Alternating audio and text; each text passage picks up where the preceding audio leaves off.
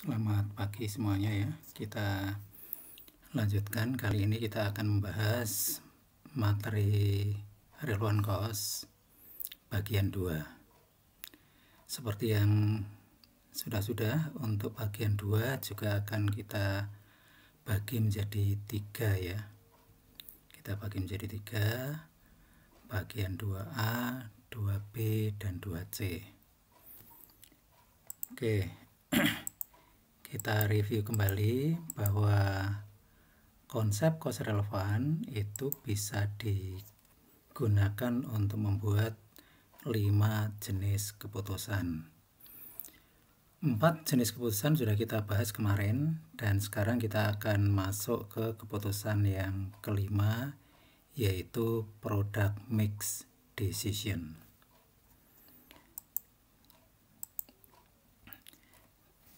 Atau disebut dengan keputusan bauran produk. Nah, saya awali dengan pengertian dulu ya. Keputusan bauran produk adalah keputusan untuk membuat beberapa produk. Jadi bauran itu kan artinya kombinasi atau komposisi. Jadi ini merupakan keputusan untuk membuat beberapa produk dengan menggunakan sumber daya yang sama. Sumber daya itu bisa berupa bahan baku, tenaga kerja, mesin, dan sebagainya. Nah, di sini setiap produk yang dibuat itu berkompetisi atau berebut sumber daya. Ya, jadi produk A misalnya, itu dia pengennya dibuat sebanyak mungkin. Produk B juga demikian. Nah, itu persoalan yang dihadapi perusahaan adalah memutuskan berapa banyak masing-masing produk harus dibuat. Nah, misalnya di sini saya berikan contoh untuk roti gitu ya. Bahan bakunya kan sama itu, yaitu tepung terigu, ya, telur, mesinnya juga sama, tenaga kerjanya yang sama gitu ya. Nah, sehingga kita menghadapi persoalan berapa masing-masing produk akan dibuat. Nah, ini tentu saja membutuhkan suatu proses atau mekanisme yang akurat sehingga hasilnya nanti bisa memaksimumkan laba perusahaan. Kalau kita membuatnya hanya berdasarkan pengalaman tahun lalu atau berdasarkan kira-kira, itu gampang saja itu. Tapi kan itu tidak akan bisa memberikan manfaat yang maksimum atau manfaat terbesar bagi perusahaan. Jadi fokusnya sekali lagi adalah semua yang kita lakukan sebisa mungkin menghasilkan laba maksimum. Ya, intinya itu. Oke, ini nanti penjelasannya bisa saudara baca-baca lagi ya. Nah, untuk menghasilkan produk yang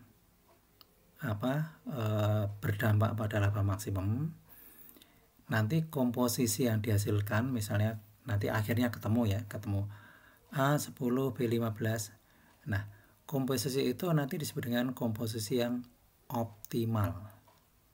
Ya, komposisi yang optimal. Jadi komposisi optimal adalah komposisi yang menghasilkan laba maksimum. Nah, untuk menghasilkan komposisi produk yang optimal, itu kita menghadapi kendala atau hambatan. Nah, ada 2 jenis kendala, yaitu kendala intern dan kendala ekstern. Kendala intern itu bisa berupa keterbatasan jam mesin, keterbatasan bahan baku, keterbatasan jam tenaga kerja, dan lain-lain. Sedangkan kendala ekstern itu berupa pangsa pasar atau bagian pasar atau market share. Masih ingat ya, market share itu adalah jumlah unit yang bisa kita jual ke pasar. Jadi di pasar itu kan penjualnya banyak itu. Penjualnya banyak, misalnya ada 10 gitu ya. Ada 10. Kemudian daya beli pasar atau jumlah yang dibeli oleh para pembeli itu misalnya 100. Nah, penjualnya 10. Berebut untuk bisa menjual 100. Nah, kalau perusahaan kita hanya bisa menjual misalnya 15, berarti pangsa pasar kita 15% gitu ya. Nah itu, sehingga kalau kita nanti membuat produk dan menjual lebih dari 15 itu nggak laku. Kita hanya bisa menjual 15, itu yang dimaksud dengan market share. Oke, nah sekarang kita masuk ke ilustrasi 1. Misalnya perusahaan membuat 2 produk yaitu A dan B. A menghasilkan margin kontribusi per unit 250.000, B 100.000. Saat ini perusahaan memiliki 8 mesin yang kalau digabung mampu beroperasi atau digunakan selama 40.000 jam per tahun. Nah, untuk membuat produk, ya, produk A dibutuhkan 2 jam mesin dan produk B setengah jam mesin. Nah, dari data ini pertanyaannya adalah berapa bauran atau komposisi produk yang optimal. Nah, karena kendalanya hanya intern, ya kita asumsikan begitu. Ini pada tahap awal kan kita harus memberikan ilustrasi yang simpel, yang sederhana. Karena kendalanya hanya kendala intern berupa jam mesin, maka kita bisa membuat produk A dan produk B sebanyak mungkin maksimum. Ya, kita asumsikan, kita anggap tidak ada kendala pasar. Jadi kita membuat produk berapa saja nanti akan bisa diserap oleh pasar. Nah, masalah ini dapat dirumuskan dengan formulasi sebagai berikut.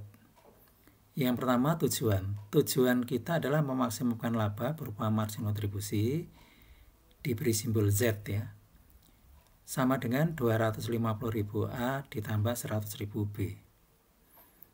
Ya, A itu 250.000 itu adalah CM per unit untuk produk A, lalu simbol A itu adalah jumlah unit produk A, 100.000 itu margin kontribusi untuk produk B, lalu B itu adalah jumlah unitnya. Nah, kendalanya kita rumuskan ya, 2A ditambah setengah B lebih kecil sama dengan 40.000. Dirumuskan dengan dalam bentuk pertidaksamaan.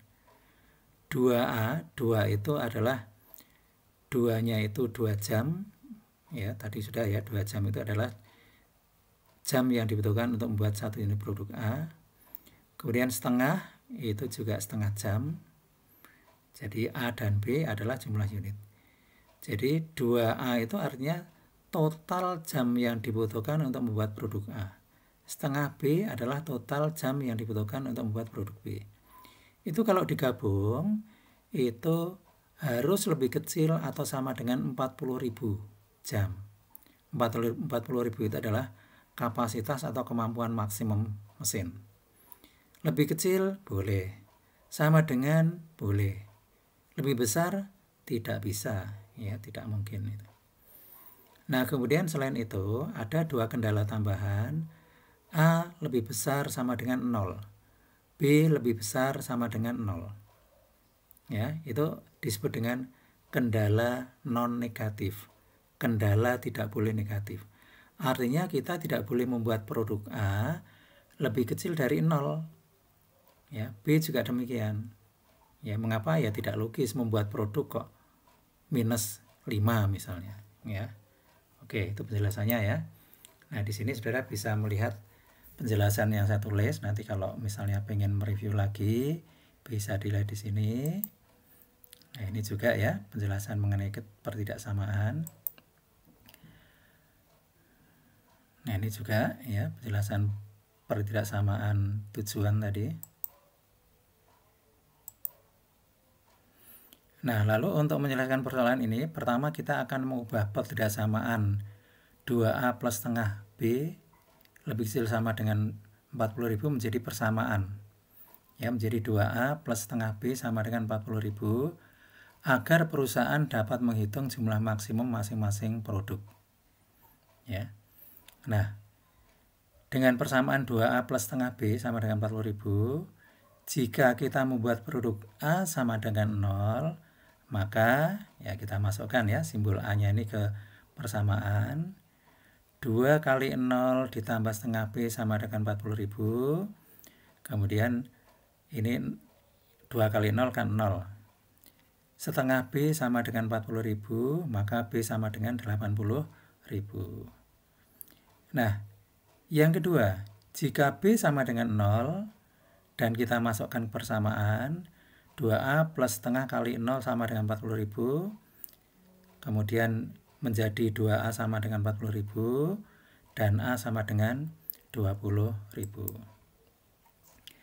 Nah, dari perhitungan pada slide 12, kita sekarang sudah bisa menemukan alternatif solusi, yaitu jika kita membuat produk A 0, kemudian kita bisa membuat produk B 80.000.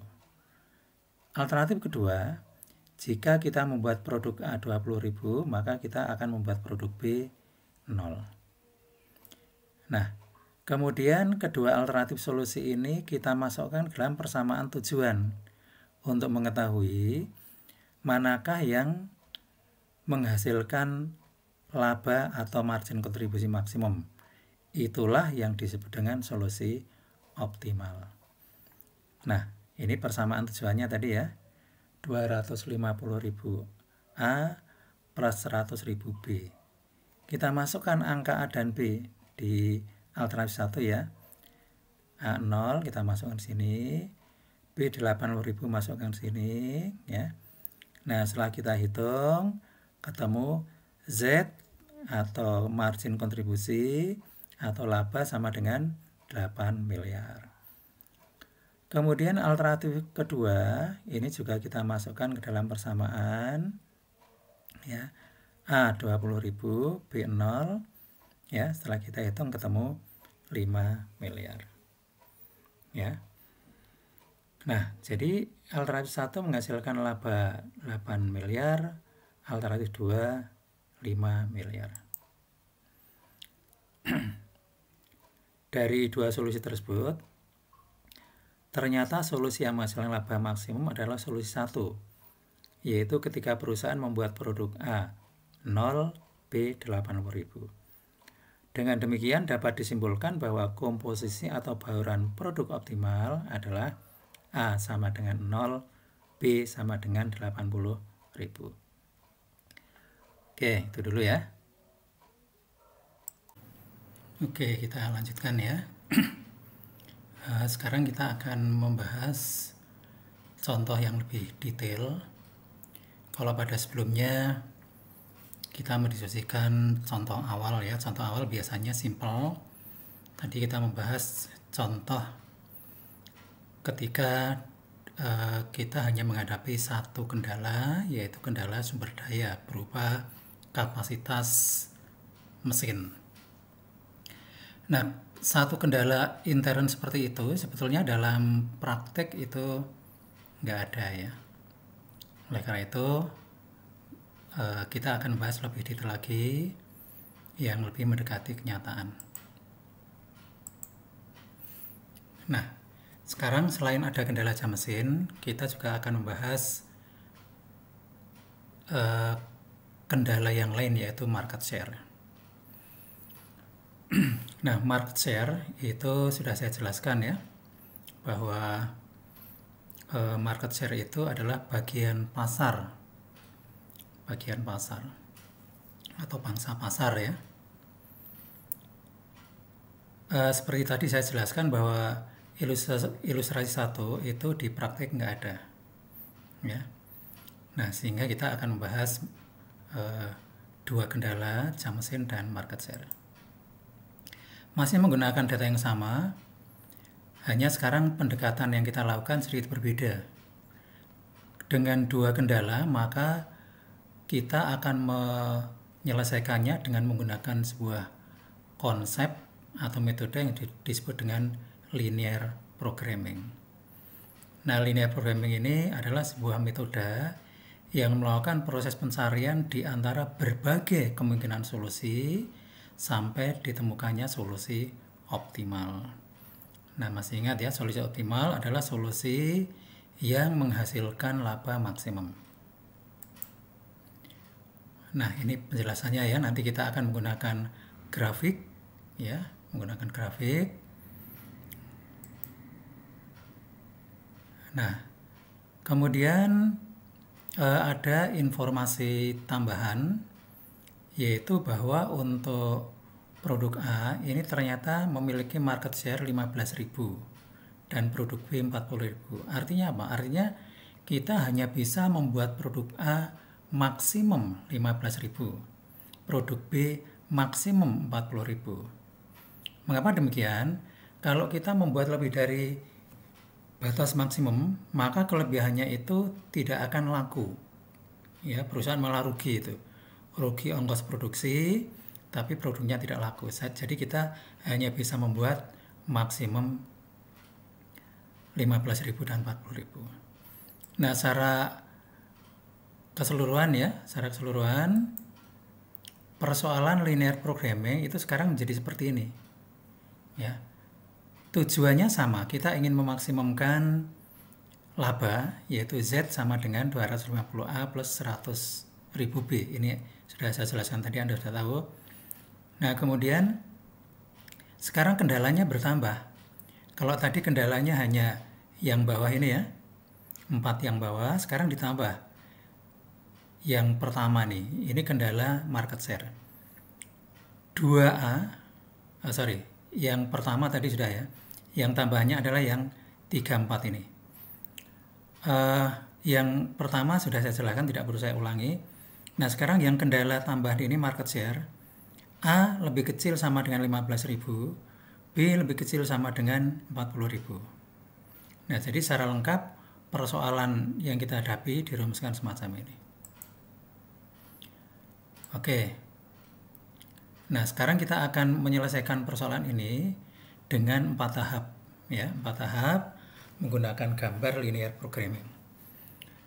Tahap pertama, gambarkan siap kendala. Kedua, identifikasi solusi layak. Identifikasi seluruh nilai titik sudut dalam batasan solusi layak. 4, pilih titik sudut yang menghasilkan nilai fungsi tujuan yang paling besar. Nah, tahap pertama, ya, sebelum menggambar garis kendala, terlebih dahulu kita akan menggambarkan sumbu X dan Y. Ya, seperti ini. Nah, ini X dan Y. Nah, X ini nanti mewakili produk B dan sumbu X nanti digunakan untuk mewakili produk A. Jadi 2 produk, maka ada 2 garis gini ya. Nah, kemudian setelah menyiapkan sumbu X dan Y, ya, kita akan menggambarkan garis kendala. Pertama, kita akan menggambarkan garis kendala untuk permintaan produk A. Tadi kan permintaan produk A lebih kecil sama dengan 15.000. Kita ubah menjadi persamaan, yaitu A sama dengan 15.000. Ya, nah seperti ini. A, ya, yang diwakili oleh sumbu X sama dengan 15.000. Lalu kita tarik garis ke atas. Oke, ini garis kendala permintaan untuk produk B, untuk produk A. Tahap kedua, ya, kita akan menggambar garis kendala untuk produk B. Ya, caranya sama itu. Ya, untuk produk B, ya, B sama dengan 40.000. Oke. Nah, setelah kita menggambar 2 garis kendala ini, maka sekarang kita sudah lebih jelas bahwa produk yang dibuat itu tidak boleh melebihi 15 untuk A. Jadi yang di sebelah kanan angka 15 tidak boleh, yang boleh hanya 15 ke bawah, ya, ke kiri. Batasnya mana? Batasnya 0. Jadi di sini nih.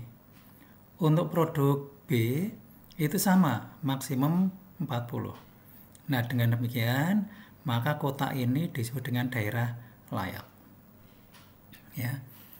Nah, setelah kita menggambarkan garis kendala permintaan, sekarang kita akan menggambar garis kendala jam mesin.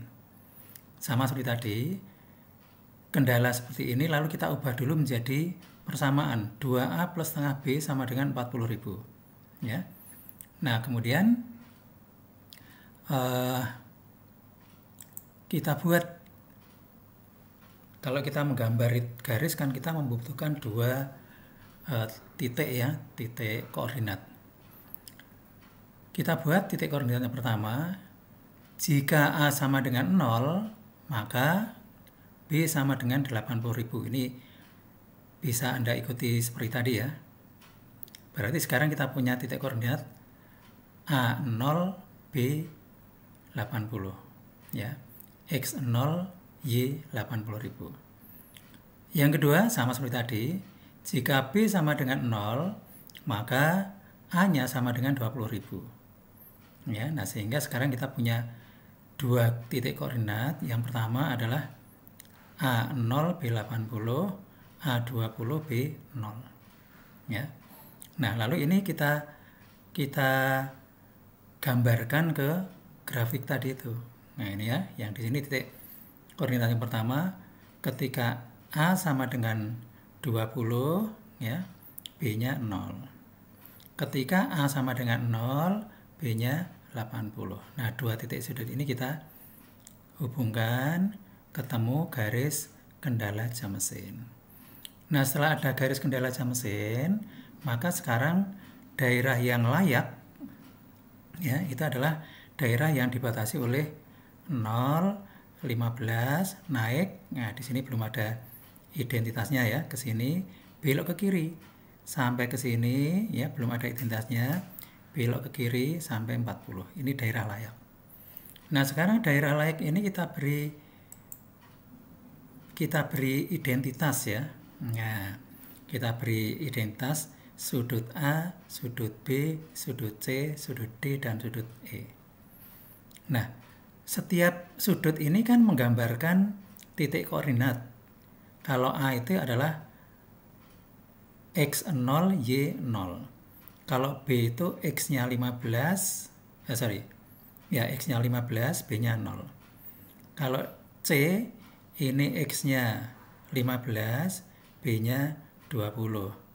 Kalau D, ini X-nya berapa ini? 10, Y-nya 40. Kalau E, ini titik X-nya 0, Y-nya 40 ya, 40.000. Nah, tadi saya katakan bahwa X ini mewakili produk A, Y mewakili produk B. Jadi kita punya 5 titik sudut ya, punya 5 koordinat, kombinasi X dan Y, kombinasi produk A dan B. Nah, sekarang ini ya, ini penjelasannya ini. Sekarang nilai-nilai ini ya, nilai-nilai titik koordinat ini kita masukkan ke dalam persamaan laba. Nah, ini ya, kita masukkan dalam persamaan laba. Pada titik sudut A, ketika A nilainya 0, B nilainya 0, maka labanya atau margin kontribusinya 0. Pada titik sudut B, margin kontribusinya 350 dan seterusnya. Ya. Nah, setelah ini coba saudara lihat yang nilai Z-nya atau nilai labanya paling tinggi, laba maksimum. Ternyata Anda peroleh laba maksimum sama dengan 6.500.000. Nah, 6.500.000 ini ternyata terjadi pada titik D, yaitu ketika kita membuat produk sebanyak 10, produk A 10.000, produk B 40.000 ya. Dengan demikian bisa kita simpulkan bahwa kombinasi yang optimal atau bauran produk yang optimal adalah ketika kita memproduksi A 10.000, B 40.000, karena pada kondisi ini kita memperoleh laba maksimum yaitu sebesar 6.500.000.000. Oke, saya kira itu ya. Oke, kita teruskan ya. Sekarang kita akan membahas ilustrasi berikutnya, yaitu untuk kasus jika perusahaan membuat 3 produk atau lebih. Pendekatan grafik seperti yang tadi kita bahas itu hanya bisa digunakan atau cocok untuk 2 produk. Jika perusahaan menghasilkan 3 produk atau lebih, maka kita harus menggunakan cara lain. Karena kalau kita paksakan menggunakan grafik, maka kita harus membuat grafik 3 dimensi, 4 dimensi, dan seterusnya. Ya, mengapa demikian? Grafik yang kita buat tadi kan hanya punya 2 sumbu, X dan Y. Jadi hanya digunakan untuk 2 produk. Ya. Sehingga kalau 3 produk atau lebih ya harus pakai grafik yang lebih kompleks. Nah, tentu saja grafik seperti itu kalau kita paksakan dibuat ya selain sulit, kita juga solusinya menggunakan software khusus. Nah, software khusus ini sulit didapat dan mahal.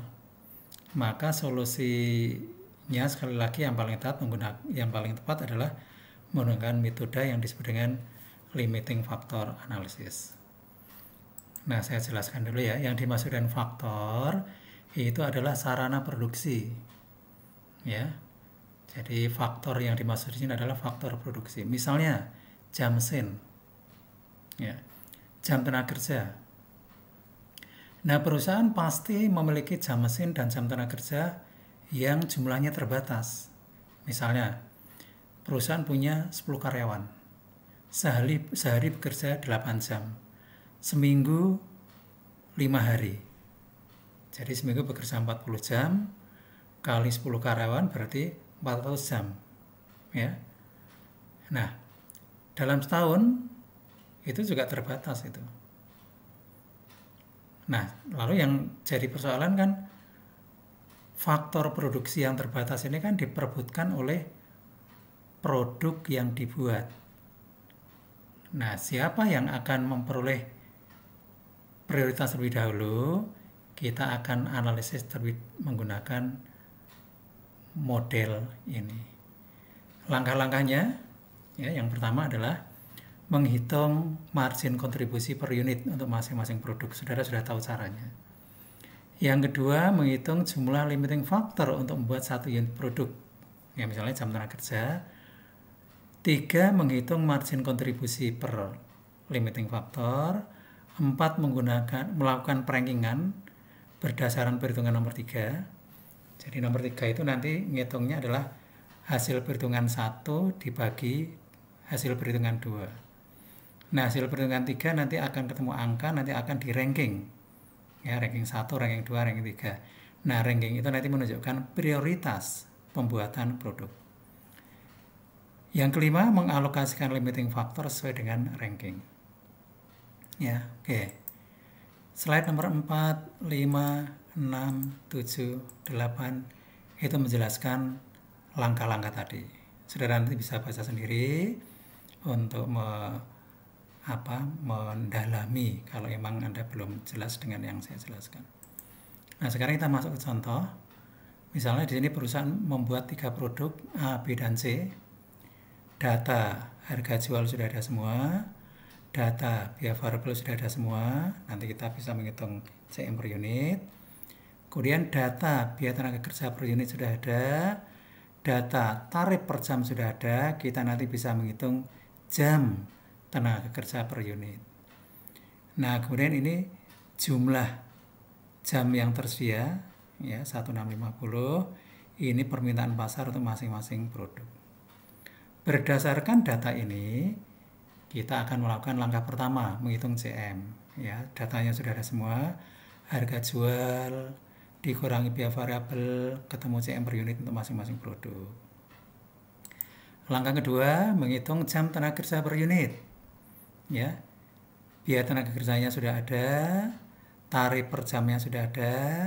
Dengan mudah kita menghitung jam tenaga kerja per unit. Langkah ketiga, menghitung CM per jam tenaga kerja. Jadi hasil perhitungan langkah 1 dibagi hasil perhitungan langkah kedua, ketemu sekian. Ini CM per jam tenaga kerja. Langkah keempat, kita melakukan perankingan. Jadi hasil perhitungan 3 itu di ranking. Tentu saja kalau meranking laba, kita urutkan dari yang terbesar. Sehingga rankingnya 1 produk A, 2 produk C, 3 produk B. Nah, ranking ini menunjukkan urutan produk mana yang dibuat terlebih dahulu. Ya, di sini urutan pertama adalah A. Nah, A dibuat dulu karena memang profitabilitas atau kemampuan labanya paling tinggi. Ya, ingat tujuan kita adalah mencari komposisi produk yang menghasilkan laba maksimum. Oke. Nah, hasil perhitungannya seperti ini, ya. Produk A, B, dan C dibuat sebanyak 200, 100, dan 200. Ya. Nah, ini perhitungannya ada di slide ini. Ya, perhitungannya di slide ini. Kita mulai ya. Jam yang tersedia 1650 pertama digunakan untuk membuat produk A, ya. 200 kali 4 jam ketemu 800. Sisanya masih 850. Ini digunakan untuk membuat produk C, urutan kedua, 200 unit sesuai permintaan pasar. Jam yang dibutuhkan 3 per unit, ketemu 600. Sisanya 200, ini seluruhnya digunakan untuk membuat produk B. 200 dibagi jumlah jamnya ketemu 100 unit. Nah, kalau langkah-langkah tadi disatukan, maka akan nampak seperti ini. Ya, jadi kesimpulannya adalah untuk menghasilkan laba maksimum, perusahaan harus membuat produk dengan komposisi atau dengan bauran sebagai berikut. A 200, B 100, C 200 unit. Oke, saya kira itu ya.